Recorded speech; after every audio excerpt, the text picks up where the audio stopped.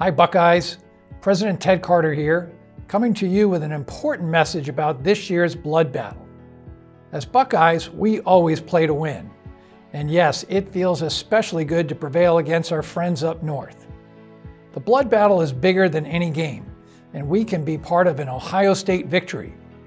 Now through November 26, I'm asking all members of the Buckeye community to consider donating blood at one of the 40-plus blood drives being held across our campus.